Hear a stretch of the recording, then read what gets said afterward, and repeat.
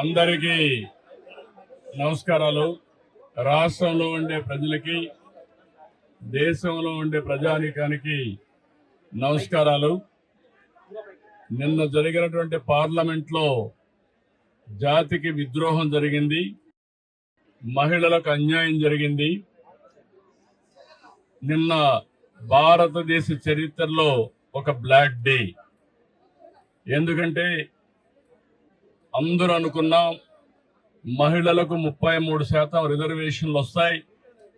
చట్టసభల్లో ఎన్నో రోజుల నుంచి ఇది పెండింగ్ లో ఉంది. ఎన్నో రోజులు పోరాడాం. ఇప్పుడు తొందరలో చట్టసభల్లో, అటు పార్లమెంట్లో, ఇటు అసెంబ్లీలో, కౌన్సిల్లో 33% మహిళలు చూస్తామని ఆశపడ్డాం.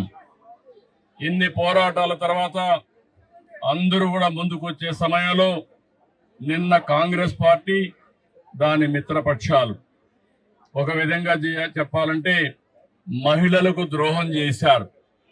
ఇది జాతి విద్రోహం. భారతదేశ సంస్కృతి మహిళల్ని గౌరవించడం, అన్ని రంగాలలో వాళ్ళని ఆదరించడం.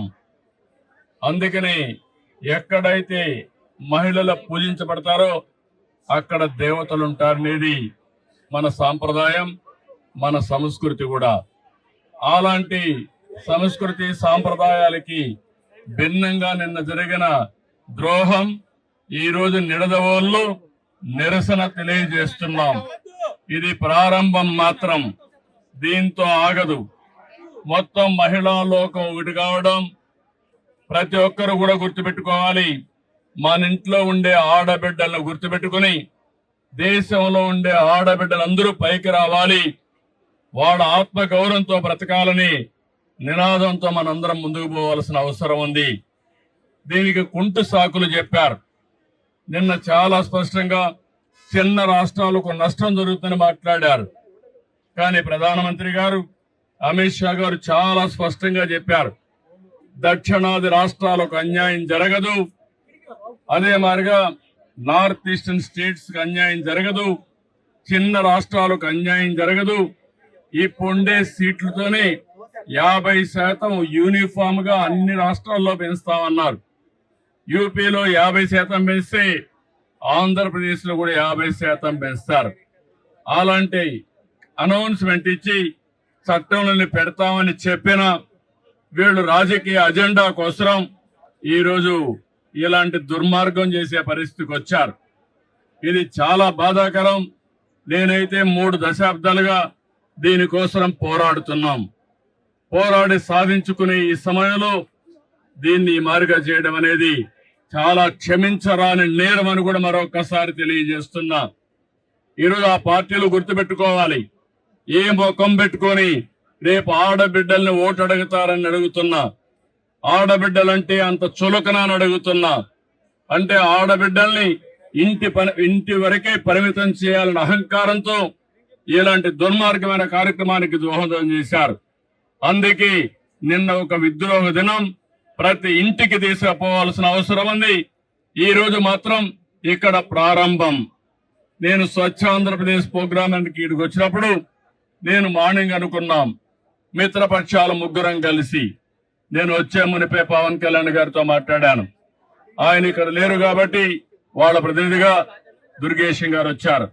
ఇంకో పక్క మాధవ్ గారు విజయవాడలో ఉంటే ఆయన కూడా వచ్చారు.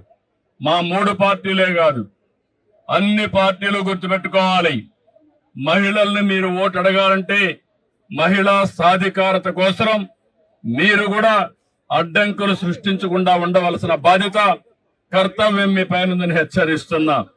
ఇది చాలా బాధేస్తుంది. తెలుగుదేశం పార్టీ అయితే 2017లో ఆ రోజే చట్టంలో, మన అసెంబ్లీలో కూడా చట్టం తీర్మానం చేసి పంపించాం. ఇది 3 దశాబ్దాలుగా, ఒకప్పుడు కాంగ్రెస్ పార్టీ ఉన్నప్పుడు కనీసం అసెంబ్లీలో బిల్లు పెట్టలేకపోయారు. అలాంటిది 2023లో బిల్లు ప్రవేశపెట్టారు. కానీ సెన్సస్ చేసిన తర్వాత మళ్లీ దీన్ని అమలు చేయాలని చెప్పి నిబంధన పెట్టారు.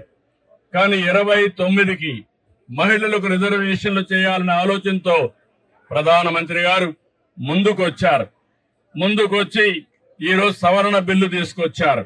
అలాంటి సవరణ బిల్లుని వీళ్ళు కావాలని డిఫీట్ చేయడం, దానికి దుర్మార్గంగా మనం చూస్తే రాజ్యాంగ సవరణకు 2/2 మెజార్టీ ఉండాలి. దాన్ని ఆసరాగా తీసుకుని నిన్నంతా వక్రీకరించే భాషలో మాట్లాడారు. మొట్టమొదటిసారిగా వీళ్ళు చూస్తే వీళ్ళు చెప్పింది దక్షిణ భారతదేశంలో ఉండే రాష్ట్రాలకు అన్యాయం జరుగుతుందని, నార్త్ ఈస్టర్న్ స్టేట్స్ కి అన్యాయం జరుగుతుందని, దానిపైన బేషరతుగా పార్లమెంట్ లో ప్రజల సమక్షంలో అందరికి అర్థమయ్యేట్టుగా చెప్తే దాన్ని వదిలిపెట్టి ఇంకా లేనిపోని సాకులు పెట్టి బిల్లుని డిఫీట్ చేయడం అనేది చాలా బాధేస్తుంది. నేను చూశాను, అపోజిషన్ పార్టీస్ అన్ని విర్రవీగిపోయారు.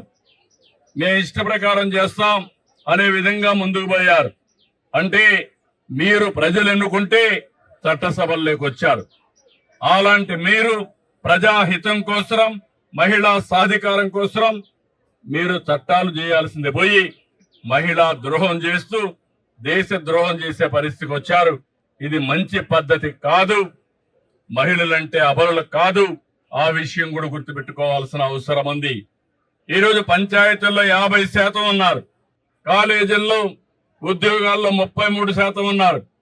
ఎక్కడ మహిళలున్నా సమర్థవంతంగా పనిచేస్తున్నారు.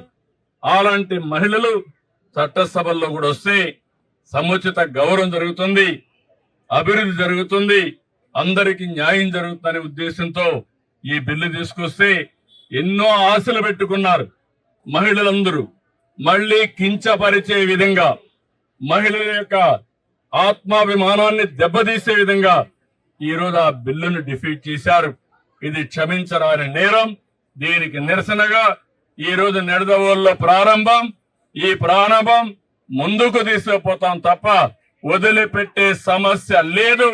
వీళ్ళకు చేసిన ద్రోహానికి ఆ పార్టీలకి రాబోయే రోజుల్లో డిపాజిట్స్ రాకుండా చేయాల్సిన బాధ్యత మనందరి పైన ఉందని చెప్పి తెలియజేసుకుంటూ, అప్పుడే ఈ మహిళలకి న్యాయం జరుగుతుంది.